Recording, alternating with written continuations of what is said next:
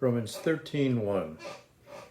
Let everyone be subject to the governing authorities, for there is no authority except that which God has established. The authorities that exist have been established by God. Okay, we saw last time that that's coming from the conversation between Pilate and Jesus, where Jesus is soothing Pilate's nerves and saying, you know what? The only reason you're here is God put you here.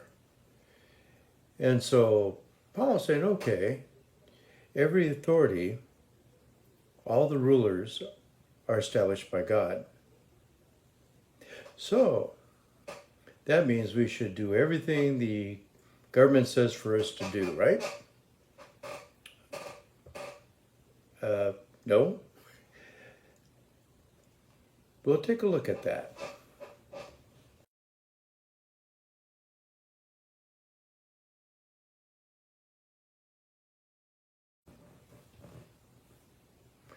Isaiah 10, 6, and 7, talking about Assyria.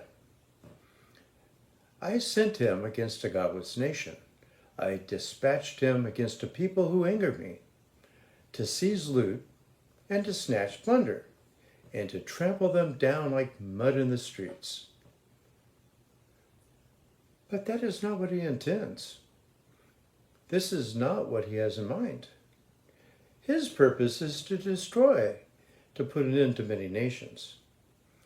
What you get from the Isaiah passage is that, yes, God brings up the countries. He establishes their leaders. But the governments don't always do what God wanted them to do. So there's kind of a balance between the sovereignty of God and free will. God raised Assyria to punish Israel. That's sovereignty. But when Assyria was a great nation, they then didn't do what God intended for them to do, and that's free will. So as hard as it is to understand, God appoints the governments. He appoints the leaders. But they don't always do what he wants them to do. And that kind of relates to where we need to disobey the government.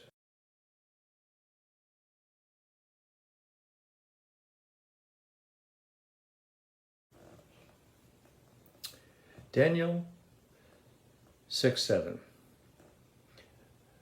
The royal administrators, prefects, startups, advisors, and governors all agreed that the king should issue an edict and enforce the decree that anyone who prays to any god or a human being during the next 30 days, except to you, your majesty, shall be thrown into the lion's den.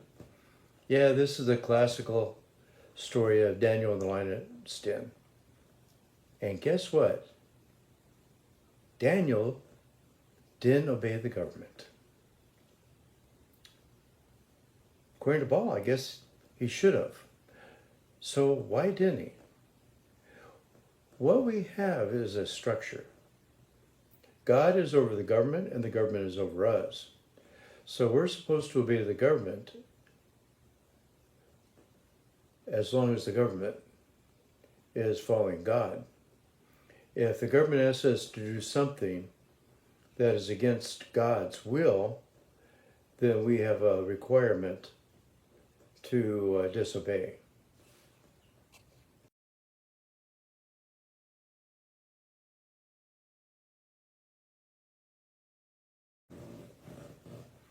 Okay. We can see this explicitly stated in Acts 27 to 29. The apostles were brought in and made to appear before the Sanhedrin to be questioned by the high priest. We gave you strict orders not to teach in his name. Yet you filled Jerusalem with your teaching and are determined to make us guilty of this man's blood. Peter and the other apostles replied, "We must obey God rather than human beings." So there you see the layer. They're supposed to obey the government, but when the government disagrees with God, then you need to obey God rather than the government.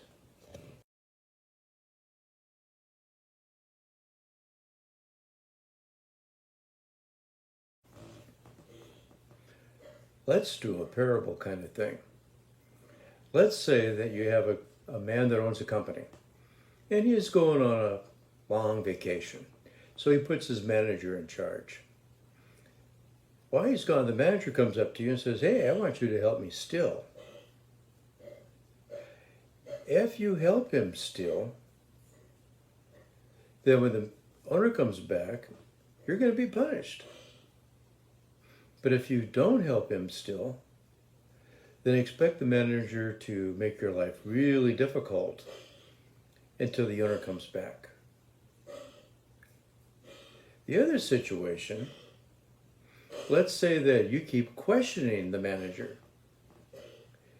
You know, everything the manager tells you to do, you go, "Well, let's see. Would the owner approve of that?" And so sometimes you do it and sometimes you don't. The chances are quite good that when the owner comes back, you'll be punished by the owner, and while he's gone, you'll be punished by the manager. So, what this all means is we have an obligation to obey the government as long as it's not conflicting with God's will. Clearly conflicting with God's will. So if you were living in Nazi Germany and the government said, "Hey, turn over all Jews to us," then you would be under an obligation from God to disobey the government and to hide the Jews.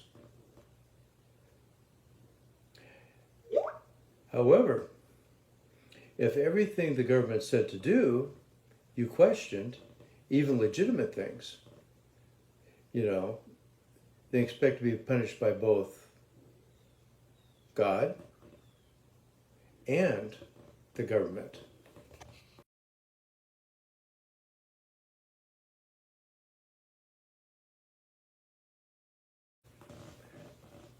Next time, we're going to talk about a word in this passage that is often